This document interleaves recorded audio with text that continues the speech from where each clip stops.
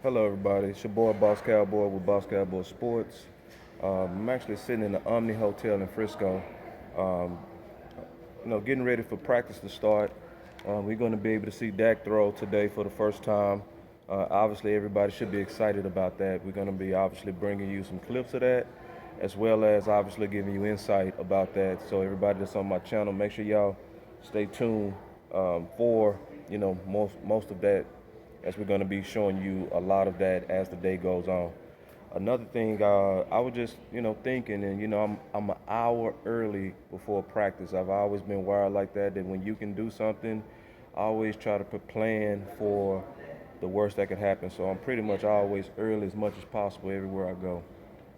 And so one of the things that I was just thinking about, just as I was having random thought to myself, is the show from last night, and I think it was a fantastic show with the OC, with Skywalker, with Jay Tuck. It was, to me, a very insightful show about linebackers. One of the things that was, that I was thinking and that I learned, and not just learned, but just where I can see to where, especially from my back and forth yesterday, that Cox and Micah Parsons are going to be likely the preferred candidates, pet cats, sponsors, whatever you want to call it, guys. And it makes sense, especially when you look at Dan Quinn's history. I mean, we talked about that yesterday. Scott was definitely true when he said that he was talking about the Dan Quinn type of linebacker before the draft. So I always love foresight before hindsight, because that means people was doing their homework to predict that was what was likely going to happen. So it's very easy to make that and connect the dots that likely, especially the current player Cox and the current player Micah, that they likely are going to be your future guys. I also want to talk about what I think is going to happen for the 2021 season. I also looked at the tea leaves, and I showed on that show some of what Sean Lee said about himself. But what I didn't show in an interview with Sean Lee with Colin Cowherd, what I did not show is I didn't show where he talked about that this current defense under Quinn is going to be returning, and it's going to be returning back to the former days. And the former days was obviously the days of Rob Marinelli. So what I'm gonna do later, likely sometime this weekend or something, is I'm gonna really unveil what's really going on with this defense, because this defense is definitely going to be a combination of 4-3/3-4. But I'm gonna just tell y'all right now, and it's obvious. Now, it's not obvious to everybody, but it's obvious to me because I've been really researching this hard. I'm thinking what's getting ready to happen, and I'm almost certain, is you're going to see starters from all of them. I keep saying we keep looking for a bad guy, and there's no bad guy. We keep looking for one linebacker that's going to be the one starting set linebacker, and Quinn himself is telling you, even from an article that came out from Todd Archer where he was talking about Jalen, is they're going to use those guys to their strengths. That's what's going to happen. So, and we kind of talked about it yesterday, but we didn't get in depth. That's why I want to kind of talk about it today. Uh, Likely, when you see the 4-3 under and the 4-3 as a base, likely what's going to happen is that's where you're going to see more Jalen and more LVE. And Sean Lee talked about that on his interview with Colin Cowherd, that it's going to be a return to where they played well. They also, and then when you see more 3-4 hybrid packages, I think that's where you go start seeing, obviously, you go see Micah, but that's where you might see a sprinkling of Cox. So Cox right now is making a good case, but right now it's still hard to trust it because it's preseason, and he was truly coming off a bad tackling performance out of LSU. But that's not the case now. I mean, when we're looking at his league performance, he's checking that box. If everybody had a knock on his tackling and he tackling, then stop complaining about it. If that's what he's doing, he's turned the corner. Let's just see if he can then turn the corner on the starters.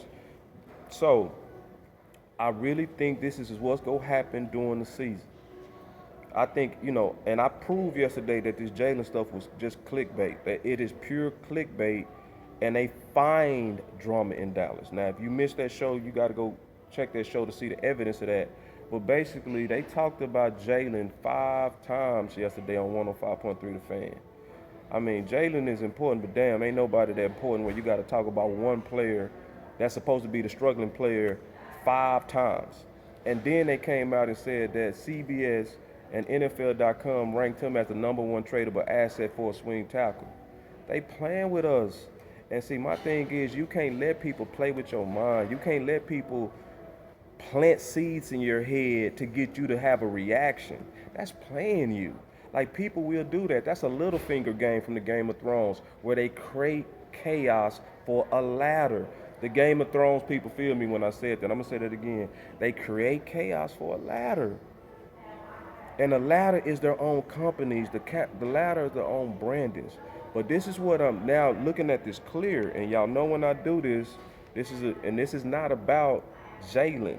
Jalen brand I mix with my brand, the CEVs. That's something that I say, basically saying I see this clear. This don't mean I favor him at all. This is just something that I've been doing since I've been podcasting, that I took what he was saying with the clear views and I merged it with me. Like, when I see stuff clear, man, I put on these glasses.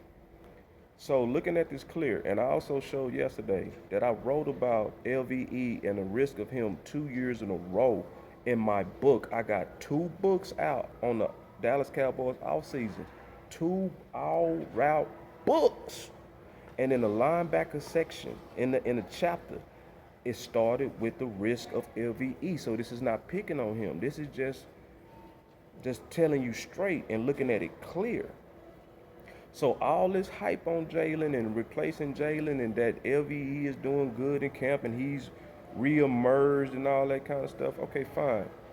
But if we look at the history and we look at likely what's going to happen from history, all of us begin to say after a small amount of time that Sean Lee is going to get hurt. It stopped being he might. It stopped being he seems to get. It started being, yes, when they sign him, he's going to get hurt. So we got to remember that, it was a lot of teams that took LVE straight off of their board coming into the league because of concerns of injury with his neck. Then he had a neck surgery.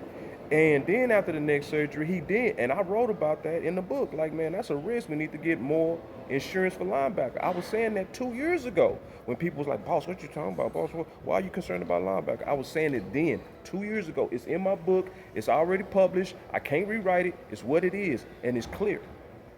And so when you look at the fact that I was warning about that, what happened? He got injured again. And I warned about it. I don't want this to happen. I'm going to tell you what, I want to be wrong. I really pray, because if I'm wrong, I'm going to tell y'all what's going to happen. If I'm wrong, LV going to turn up because he got major upside. If he healthy, he going to play good because they made the changes that's going to make him good.